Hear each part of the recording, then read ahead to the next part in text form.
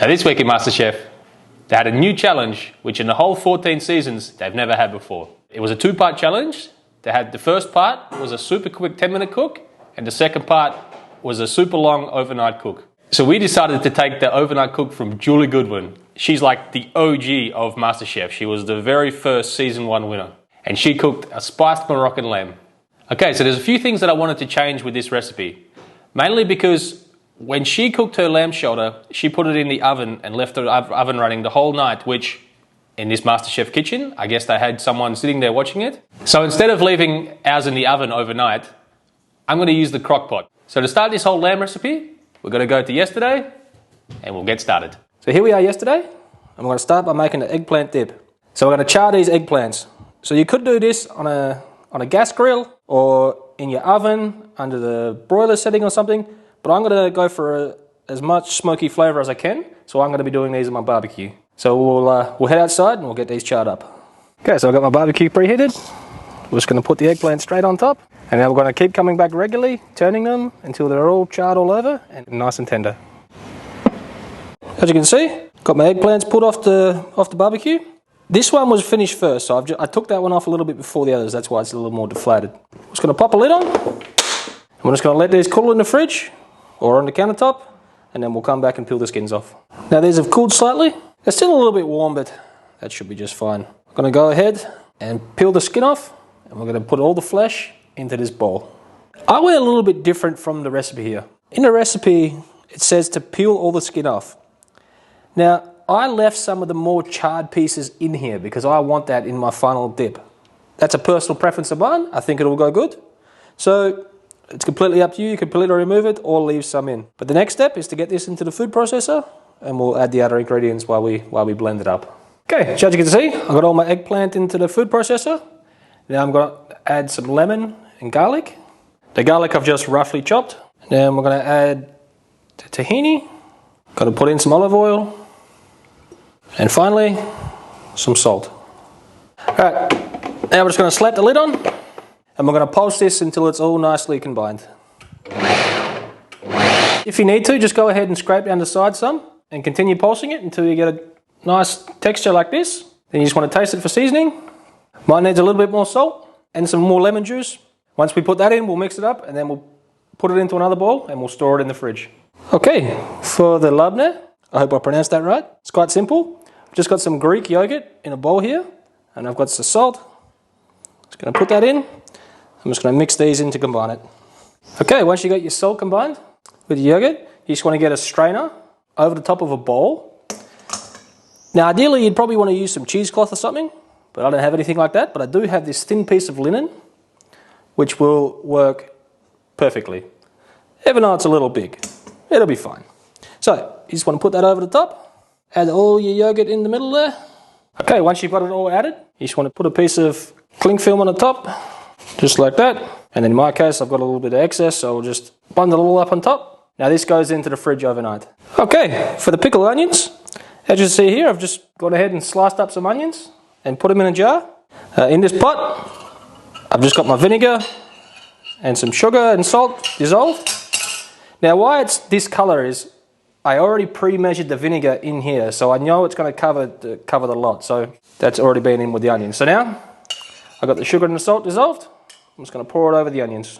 Right, once you got your vinegar added in there, we're just going to put the lid on. Now we'll let that cool, and then once it's cooled down, we'll stick it in the fridge. So in the recipe, it says use harissa paste. Now I couldn't find any of this in my local grocery store, but I do have some dried harissa seasoning here. So to that, we'll add some tomato paste. Now all the amounts and ingredients that I use will be on the website, traditionalbutnot.com. So after you've added your tomato paste, we're just going to add a little bit of olive oil, and then we'll start to mix this up. And we're just going to keep adding oil to this till we get a nice paste. Now I'm going to add just a touch more oil to that, and we'll give it a mix in. That consistency looks pretty good. We'll give it a taste, and I think that's pretty good.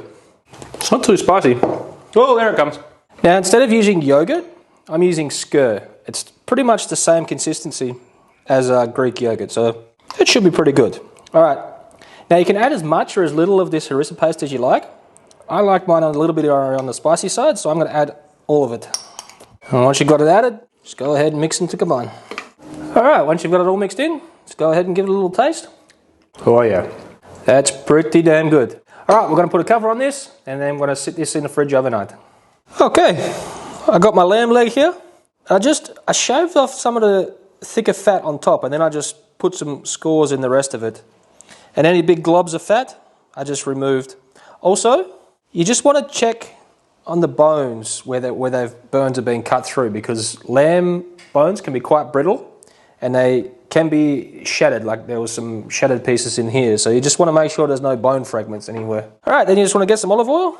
Just give it a light coating all over. And also with any big piece of meat, I like to put my salt on separately from any other spices that I rub on there. Just so I know I have enough salt over it. Which is the next thing you're going to do. Just get your salt.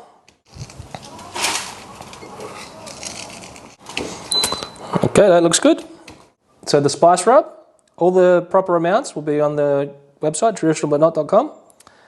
And yeah, so we're just going to put an even coating of this rub all over the lamb. Okay, once you got it all rubbed up, we'll get the crock pot out and we'll get it preheated, and then we'll sear it off. So as you're searing your meat off here, you just want to move it around and get all sides nicely caramelised.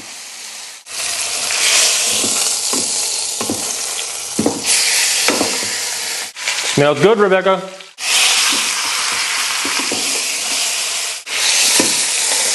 Once you got some good colour on it, you just want to take it out the pot and we'll get the stock in. So I am going to cheat here a little bit. I've got some store-bought stock. We just want to tip that in. And then to go in the stock as well, I've got an orange cut up into thick slices. I've got some onion. I've got some ginger. I've got a whole bulb of garlic I just cut in half, and the other little bits are in here too. And also I've got some dates that I've pitted. So I'm going to go in with all those. As you're putting these in, just make sure you spread them out evenly all over the bottom of the crock pot here. Okay, once you've got all your other pieces in there, you just want to put your lamb in. Now I'm going to put mine in with all the bones and stuff facing down, because with my crock pot, it holds a lot of moisture. It doesn't let any escape. So I don't want to completely submerge my meat. I want to leave this top bit poking out, and I think that'll be good. All right, now I've got my meat sitting in there exactly how I want it. I'm going to put the lid on, and we're going to set this to cook on low. Now my crock pot goes maximum for 12 hours, but I want to cook this for at least 14. So what I'm going to do is I'm going to put it on for 12 hours on low heat, and then later on tonight, before I go to bed, I'll bump it up for another 2 hours, and then, yeah, we'll come back tomorrow morning and check on it. So here we are, back to present day, and the lamb's been slowly cooking overnight. Now I've already tested it with a fork, and it's super tender at the moment. So we're going to get this pulled out and get it in a baking dish, and then we'll strain off this broth. Now I'm going to strain the liquid into this pan here that I'm going to be reducing this liquid in. So I've just got my strainer inside, and I've obviously already got the meat removed. So I'm just going to slowly pour this in. Try and be careful when you do this, because the turmeric in there will stain everything that it touches. Okay, once you've got it all strained off, you're going to set aside some of this liquid to cook your couscous later on, and the rest of it goes onto the stove to reduce right down, and then we'll use that to glaze the lamb once it's reduced. Okay, as you can see, I've reduced the braising liquid all the way down to this nice syrupy consistency. Now you'll know when this is ready, when it's on the stove and it's boiling away, it'll start to get a lot of bubbles on top of it, and that's when you know it's a nice syrupy consistency. So I've already got my oven preheated, so we're going to be basting this on top of the lamb, putting it in the oven just until it sets again, take it out, and we're going to repeat that maybe 4 or 5 times.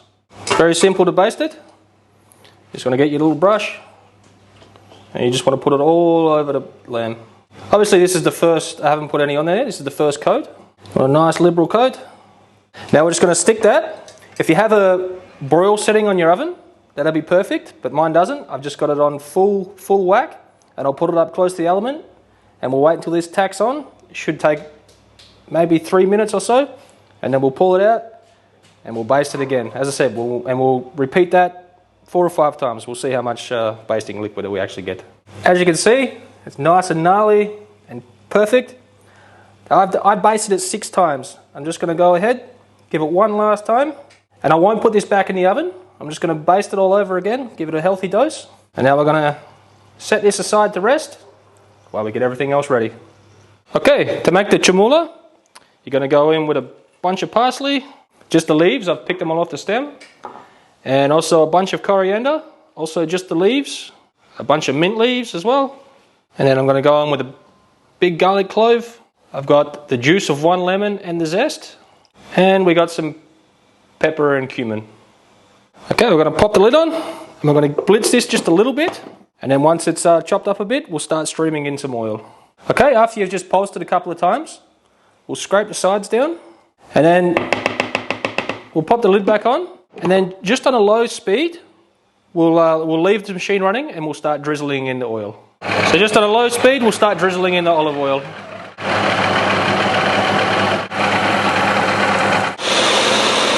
Okay, once you've got all your oil in and it's all emulsified like that, we'll transfer it to a bowl and that'll be ready. And don't forget to season it. Okay, to make the couscous, I've just bought the leftover braising liquid to a boil, and now I'm going to pour in my couscous.